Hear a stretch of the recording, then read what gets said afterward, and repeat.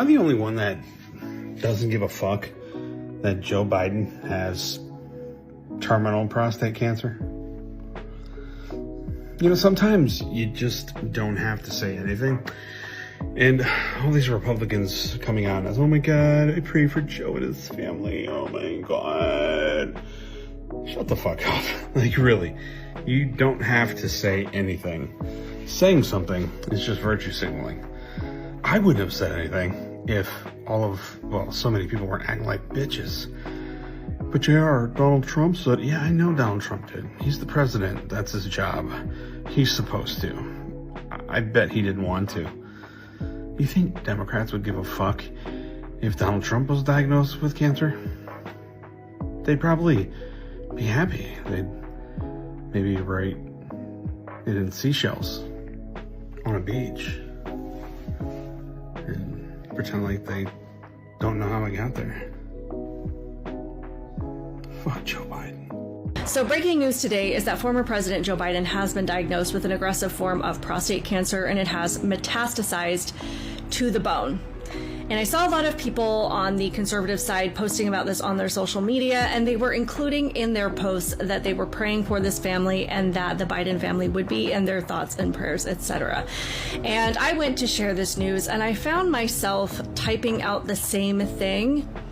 And then I had the thought, why would I post something that I am truly not doing, and I'm not thinking, and I'm not feeling? I'm not praying for this family. I can sympathize with what they are going through. I have watched family members and people close to me die of illnesses and cancer. My own dad died a couple of years ago after dealing with an aggressive disease for a number of years. So I can sympathize with aspects of what they are going through just on a human level. But as for the Biden family themselves, as far as who I am spending my time and energy and prayers on these days, those are being directed toward the people that have suffered at their hands and because of their policies. And if we're being really honest, I don't even think Jill Biden is praying for her husband. This is a woman who put him out there on the world stage to be humiliated and used as a puppet so that she could have power and wealth and notoriety. I can't even imagine that there is a speck of sadness anywhere in her soul, if she has one, for the diagnosis that her husband has received.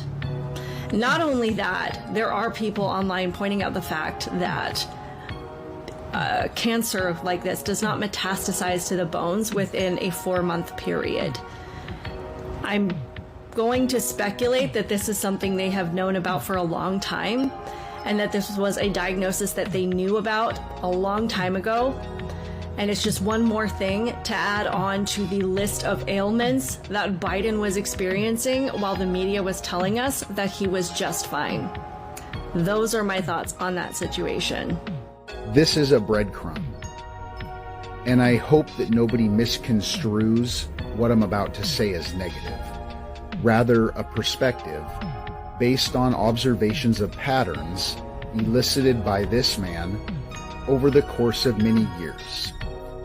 And it is my opinion that these are the hurried words put forth in a hurried fashion, not to offer genuine condolence or sympathy, but so that as many people as possible would recognize that he was one of the first to offer his concern, insofar as he is saddened at the news that Joe Biden has been diagnosed with an aggressive form of prostate cancer. But it is my opinion that he is not saddened by this news at all, not even one little bit.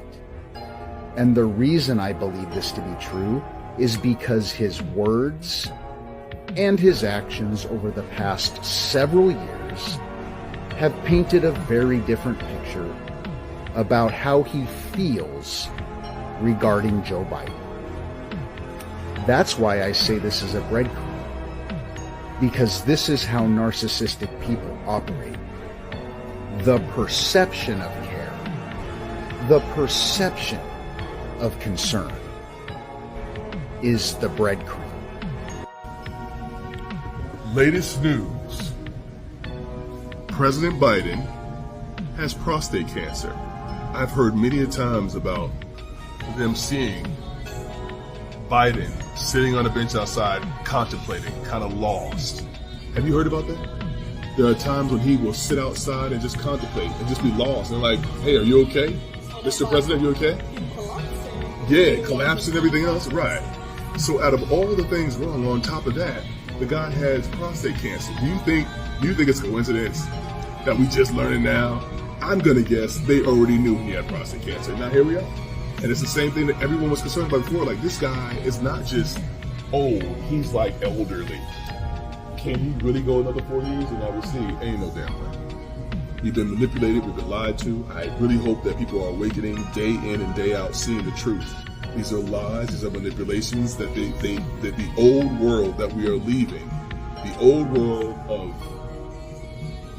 lies, manipulation, cheats, destructive behavior.